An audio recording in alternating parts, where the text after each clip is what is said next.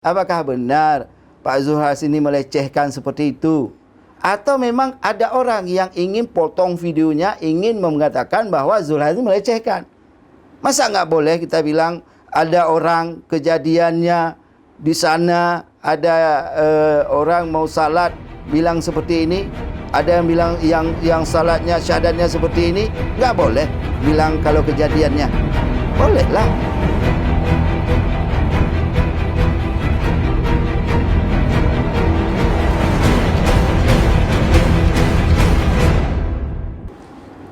Assalamualaikum warahmatullahi wabarakatuh. Waalaikumsalam. Semoga kita semua selalu dalam keadaan sehat dalam menjalani aktivitas kita sehari-hari. Senang sekali saya Erhamdi Malika dapat kembali menjumpai rekan semua dalam acara kita PEHTEM episode ke-37 tahun keempat edisi Senin 25 Desember 2023. Bagi rekan kamu yang belum subscribe channel PEHTEM, silakan subscribe dan jangan lupa kami masih menunggu semua komentar dan masukan positif untuk konten kami. Baik rekan PEHTEM, hari ini kita akan membahas terkait isu yang saat ini sedang hangat dan ramai dibicarakan, yaitu dengan tema saking cinta dan sayang dengan Prabowo, benarkah Zulhas lecehkan ibadah sholat? Baik, seperti yang kita ketahui bahwa baru-baru ini beredar video terkait kelakar ucapan Ketua Umum Partai Amanat Nasional yang juga sekaligus Menteri Perdagangan Zulkifli Hasan yang menyebut perubahan sikap masyarakat akhir-akhir ini, salah satunya diam usai membaca Al-Fatihah saat sholat atau tidak membaca amin.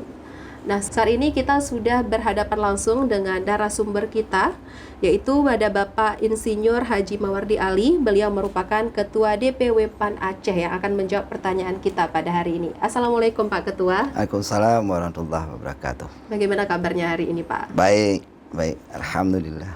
Pak Ketua, terkait tema kita hari ini, dari PAN sendiri bagaimana tanggapannya Pak terkait isu ini? Sebenarnya tema itu salah. Apalagi dikaitkan dengan kecintaan Zulhas dan pelecehan ya yang dilakukan oleh Ketua Umum PAN ya.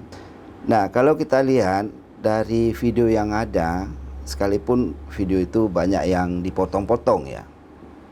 Yang pertama, apa yang disampaikan oleh Zulhas itu sebenarnya bukan sebuah gagasan, bukan sebuah pemikiran beliau, dan juga bukan ajakan, apalagi pelecehan. Tapi yang beliau sampaikan itu adalah sebuah realita yang ada kejadiannya.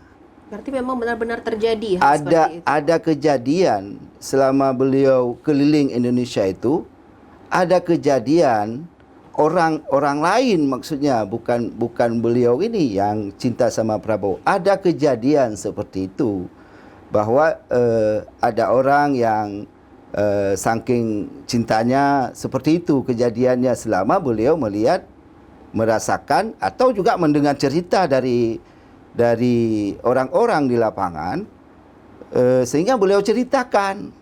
Jadi yang beliau sampaikan itu adalah cerita kejadian. Dan ini juga disampaikan oleh ustadz-ustadz atau ulama-ulama. Seperti misalnya Ustadz Adi Hidayat misalnya. Beliau juga sampaikan ketika beliau jadi imam, beliau pernah ada orang yang nggak sampaikan amin. Nah, juga Ustadz Uwas ya, malah itu calon presiden sendiri Pak Anies juga sampaikan, Uwas juga ada sampaikan, ada begini katanya. Ada yang merum aja waktu penyampaian di akhir Fatihah. Jadi kalau di diri beliau itu menurut saya tidak ada unsur apalagi sampai beliau melecehkan seperti itu. Nah, itulah yang disampaikan kalau kita melihat videonya, bahwa itu adalah realita ketika beliau melihatnya. Dan ketika kita melihat sosok beliau itu, ya saya sudah lama kenal dengan Zulhas itu.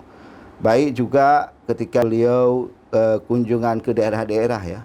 Beliau itu orangnya kalau puasanya itu puasa Daud. 1 hari puasa, satu enggak, satu hari puasa. Begitulah beliau. Kemudian juga beliau salat duha, salat subuh berjamaahnya itu enggak pernah tinggal. Malah kami kalau misalnya mau jumpai beliau, itu lebih mudah menjumpainya ketika di rumahnya itu ada masjid, di samping masjidnya itu beliau selalu salat subuh di situ. Dan di situ lebih mudah menjumpai beliau. Tidak mungkin ya seorang Zulhas yang alim seperti ini beliau melecehkan hal seperti itu. Cuman yang disampaikannya itu adalah kejadian yang pernah beliau mendengarnya atau beliau melihatnya seperti itu. Saking orangnya pernah cintanya kepada Pak Prabowo. Menurut saya seperti itu. Baik, berarti memang tidak ada maksud untuk melecehkan agama terkait pernyataan tersebut ya. Tapi kenapa video ini sebenarnya bisa viral dan hingga terbawa ke statement-statement negatif terhadap PAN sendiri? Ya, ini kan tahun politik. Di tahun politik itu apa saja bisa diviralkan untuk menjatuhkan orang. Mencari sisi-sisi lemah, sisi-sisi yang sensitif. Apalagi kalau sisi salat. Orang sangat sensitif kalau disampaikan kepada umat Islam. Umat Islam akan habisan kalau menyampaikan sisi-sisi ini. Nah, inilah yang dimanfaatkan oleh lawan-lawan politik ya untuk menjatuhkan seseorang.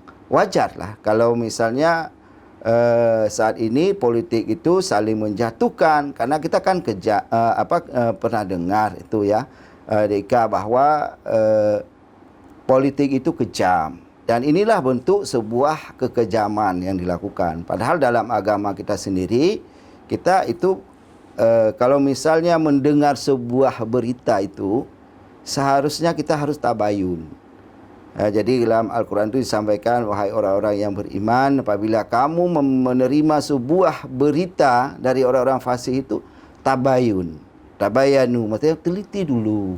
Jangan cepat-cepat menerima. Sehingga kamu tidak ditimpakan oleh sebuah musibah. Jadi inilah yang kejadian hari ini, bahwa sebuah video yang dipotong-potong, ya, yang dipotong-potong kemudian diangkat, diviralkan, yang tujuannya adalah menjatuhkan. Dalam agama sendiri, ayat Al-Quran sendiri kalau dipotong, ya, kalau dipotong-potong itu bisa salah manfaatnya. Misalnya dalam ayat Al-Quran disampaikan begini misalnya, Ara'aital ladzi yukazzibu biddin fazalikal ladzi yad'ul yatim fawailul lil mursalin. Artinya celaka bagi orang-orang yang melaksanakan salat. Itu padahal enggak ada sambungannya. Sambungannya adalah yaitu orang-orang yang lalai dalam salatnya. Itu satu ayat. Kalau dipotong, celakalah bagi orang-orang yang melaksanakan salat. Kalau ada orang yang bilang celakalah bagi orang-orang yang melaksanakan salat, cuman di situ dipotong videonya, jadi akhirnya orang menyampaikan bahwa orang itu menyampaikan ada, masa orang melaksanakan salat itu celaka?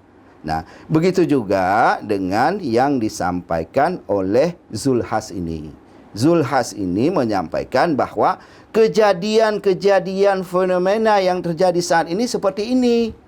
Ya, sehingga ini tidak boleh terjadi. Sebenarnya dia mengajak orang jangan gara-gara politik itu membawa nilai-nilai agama. Kan itu sebenarnya. Jangan dengan berpolitik itu kita bawa agama-agama sehingga kita salah memahami dalam hal persoalan agama. Itu yang pesannya seperti itu. Karena selama ini beliau juga sangat kerap menyampaikan bahwa kita ini harus berpolitik dengan gagasan. Jangan berpolitik sifatnya pecah belah, saling fitnah, apalagi membawa nilai-nilai agama yang nantinya ini akan terjadi perpecahan di antara kita. Ya, Oke, seperti Pak. itu. Bapak sekarang sebagai Ketua PAN Aceh, dalam hal ini terkait kasus ini masih pesimis atau optimis dengan pemilu tahun ini? Karena kan sudah banyak sekali hal-hal negatif ya, pendapat negatif dari masyarakat. Ya, biasa. Menurut saya ya biasa. Hal-hal negatif itu dihembuskan saat-saat pemilu itu hal biasa.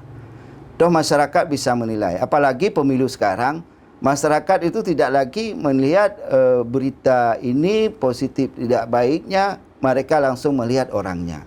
Track recordnya. Apakah selama ini seseorang itu baik atau tidak baik. Karena masyarakat langsung memilih seseorang, bukan memilih apa yang sedang berkembang dalam masyarakat. Nah, kalau misalnya seperti ketua umum ya, ketua umum PAN, bila dibandingkan dengan ketua umum yang lain, beliau kan lebih religius, lebih agamis, apalagi PAN ini kan lebih dikonotasikan sebagai sebuah partai yang lebih agamis dan juga lebih mengedepankan kecerdasan dan juga kekompakan, seperti itu. Baik Pak, tapi terkait viralnya ketum ini kira-kira akan berpengaruh tidak terhadap suara di pemilu 2024 nanti? Menurut saya masyarakat Indonesia sekarang ini sudah cerdas. Kalau kita melihat di TikTok, di media massa ya, di Instagram dan di berbagai media itu banyak sekali foto-foto yang dipotong-potong, ada video yang jogetan, ada video yang ini, ada video yang macam-macam lah. Orang bisa membuat macam-macam. Tapi saya yakin bahwa masyarakat itu sekarang sudah sangat cerdas. Sangat-sangat cerdas dalam mensikapi sesuatu. Jadi tidak ada pengaruh. Dia akan melihat apa benar. Misalnya isu ini disampaikan oleh seorang Zulhas yang tujuannya ingin melecehkan, apalagi ingin menodai ya terhadap agama, terhadap salat. Orang akan melihat siapa sosok Zulhas itu. Mungkinkah dia melaksanakan ini sementara dia orang yang sangat taat dalam beragama? Tidak mungkin. Ya, yang dia ceritakan ini sekali lagi adalah sebuah fenomena yang terjadi, dan ini juga diceritakan oleh para ulama lain. Supaya apa? Supaya tidak membawa hal-hal agama dalam hal berpolitik sehingga terjadilah perpecahan umat. Sebenarnya seperti itu. Jangan sampai ini kan seperti ini yang diceritakan, umpama begini. Seorang raja cinta sekali sama putrinya misalnya, sehingga dia mengawini putrinya itu. Yang dia sampaikan kecintaan ini yang isi cerita ini bukan berarti seorang raja ini boleh mengawini istri, bukan. Karena cintanya ini yang disampaikan. Itu kejadiannya, dan bukan dia mengatakan, kalau seandainya dia mengatakan ini ya sekarang kita berpolitik. Kalau misalnya ada orang bilang ghairil maghdubi alaihim waladdallin, kita nggak boleh katakan amin. Dan kalau dua kalimat syahadat harus begini, nah itu udah salah tuh. Itu baru pelecehan. Tapi kalau dia bilang ada kejadian, saya sudah keliling-keliling Indonesia, yang nggak ada di sini ya, di Jakarta nggak ada, di Aceh mungkin nggak ada, tapi di tempat lain, saking ini ada yang nggak bilang amin, kemudian ada juga yang bilang begini, itu UAS ada juga sampaikan itu. Ustadz Adi Hidayat juga sampaikan itu menurut saya. Ya, jadi ini sesuatu hal yang menurut saya sesuatu hal yang dibesar-besarkan, yang tujuannya adalah bagaimana menjatuhkan lawan dalam politik atau dalam pemilu yang sebentar lagi. Untuk itu menurut saya kader-kader PAN ini dan juga masyarakat terutama ya harus melihat sesuatu persoalan itu secara jernih. Jangan melihat persoalan-persoalan itu sepihak. Apalagi umat Islam itu kan pantang kalau dibawa-bawa persoalan agama, sehingga itu akan dianggap sebuah hal yang sangat tabu. Nah, padahal tujuannya adalah baik. Nah, inilah yang dimanfaatkan oleh pihak-pihak lain. Menurut saya gitu, Adinda Ika. Terkait respon masyarakat khususnya di Aceh, Pak, apakah target kursi di dapil masing-masing daerah itu akan maksimal, Pak? Ya, kalau PAN insyaAllah hari ini ya PAN Aceh memiliki caleg yang terbaik sepanjang sejarah PAN. Sepanjang sejarah PAN, baik DPR RI, DPRA maupun DPRK. Kita target DPR RI-nya itu 2 kursi. Yang selama ini 1 kursi, dapil 1. Pemilu 2019 di Dapil 1, PAN ini adalah pemenang untuk DPR RI di Dapil 1. Tapi Dapil 2 kita masih belum bisa mendapatkan kursi. Sehingga banyak tokoh-tokoh PAN juga ini akan diturunkan oleh partai, termasuk saya sendiri, ya, untuk mencalonkan diri di Dapil 2. Ya, mudah-mudahan Dapil 2 insya-Allah hasil berbagai hasil survei PAN sudah masuk dalam 4 besar di sana dan insya-Allah akan bisa mendapatkan kursi. Jadi target kita DPR RI 2 kursi, kemudian DPRA bisa mendapatkan 10 kursi dan 100 kursi untuk DPRK.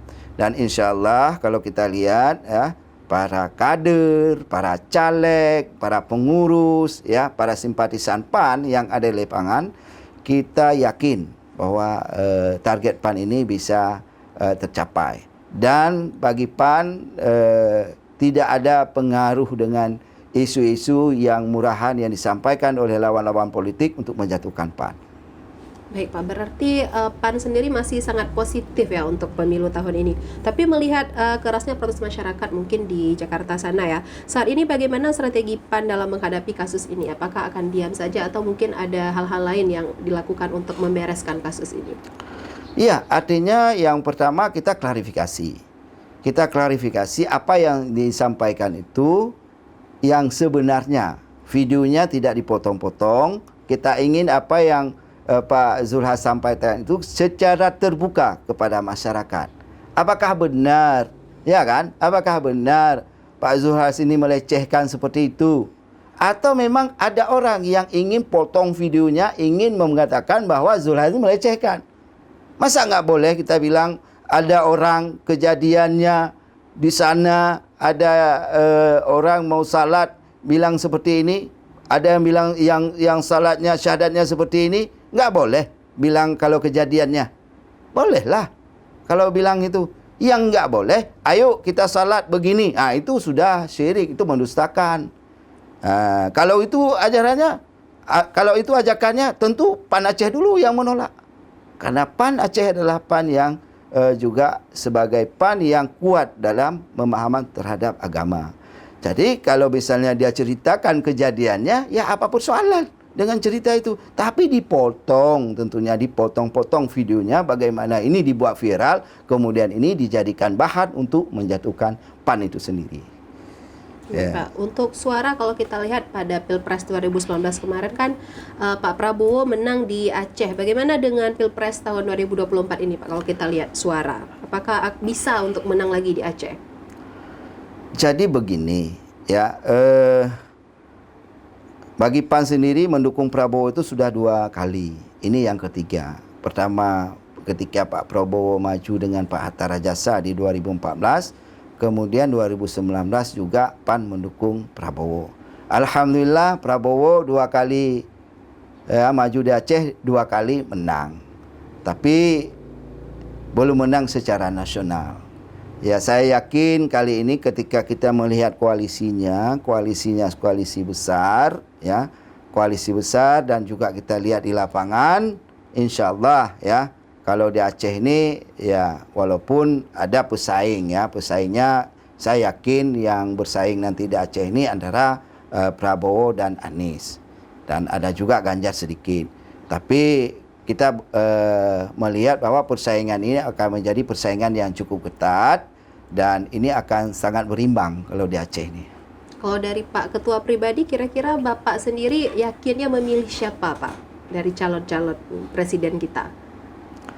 Kalau saya melihat, saya sudah 2 kali. Saya susah sekali berpindah hati. Ya, sudah 2 kali pilih Prabowo, ya. Saya susah berpindah hati. Begitu juga dalam yang lainnya, dalam kehidupannya. Bapak sangat yakin dengan Prabowo untuk tahun ini, Pak? Insya Allah kalau kita lihat, mungkin di Aceh akan berimbang, tapi secara nasional saya yakin insya Allah Prabowo bisa menang. Seperti itu. Baik, kira-kira apa alasan yang membuat Bapak berkali-kali memilih Prabowo walaupun mungkin hingga saat ini ya kita tidak tahu hasil ke depan Pak Prabowo masih belum mendapatkan hasil yang diinginkan. Apa yang membuat Bapak yakin?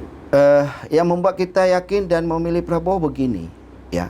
Dalam sistem perpolitikan, kekuatan politik itu ada di partai politik. Seseorang untuk memimpin itu, memimpin supaya dia kuat, dia harus dulu memimpin partai politik. apakah dia mau maju bupati, maju gubernur, maju presiden, seharusnya dia pegang dulu partai politik. Dia buktikan bahwa dia memiliki sebuah kelompok yang namanya partai politik. Dari calon-calon yang ada, ya, dari yang calon-calon yang ada, yang hanya bisa dan yang punya partai politik hanya Pak Prabowo. Yang lain belum, tidak ada partai politik. Jadi ada istilahnya, ada petugas partai, ada istilahnya itu adalah orang yang diusung oleh partai. Nah, di tempat-tempat yang lain, kalau sistem demokrasi, kekuatannya itu ada di partai politik. Saya selaku orang partai politik itu sangat menghormati Pak Prabowo ini. Dia untuk menjadi orang nomor satu itu dia bangun dulu kekuatannya di partai politik. Kemudian baru dia, ketika dia ada kekuatan di partainya, baru dia membuat koalisi dengan partai yang lain. Nah, kalau misalnya ada calon-calon lain ingin maju, seharusnya dia bangun dulu. Dia bangun dulu partainya, kemudian dia lihat partainya itu apakah dia itu bisa diterima oleh masyarakat atau tidak. Nah, kalau partainya itu sudah bisa diterima dan dia bisa membuat koalisi, berarti dia betul-betul orang politik. Nah, itulah namanya kekuatan politik di Indonesia. Sehingga nanti ketika dia memimpin, ya, dia itu tidak diatur-atur oleh partai politik. Dia tidak dianggap ini kamu ini kan naik di sini, diaturnya di sini. Itu jadi presiden, jadi gubernur, jadi bupati. Itu adalah orang-orang yang memang langsung bisa seperti itu, kemudian bisa diatur-atur oleh orang lain. Dan itu saya tidak suka. Saya suka kepada kalau memang orang yang laki banget gitu. Nah, Prabowo itu laki banget menurut saya. Kuat betul dia dalam sesuatu, dalam memimpin seperti itu. Berarti karena Pak Prabowo bisa berdedikasi dengan tinggi sesuai dengan dirinya sendiri ya Pak. Jadi tidak mengikuti arahan orang lain ya Pak. Iya. Tapi kalau kita lihat saat ini Pak Prabowo sekarang sedang bergabung dengan Pak Jokowi. Bagaimana kira-kira kepemimpinan Pak Prabowo ke depan sebagai jika terpilih sebagai presiden Pak? Iya, bergabung dengan Jokowi bukan berarti dia nanti diatur oleh Jokowi tentu. Karena dia yang jadi presiden. Dulu Pak Jokowi presiden, dia yang diatur oleh Pak Jokowi. Nah, ketika dia presiden, wakilnya dan sebagainya tentu adalah orang yang diatur. Yang saya lihat Prabowo ini dia sangat punya jati diri, karakternya, identitasnya itu sangat jelas.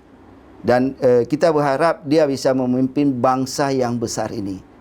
Sebesar bangsa ini, dia tanah air yang luas ini, menurut saya yang mampu memimpin itu hanyalah Prabowo menurut saya.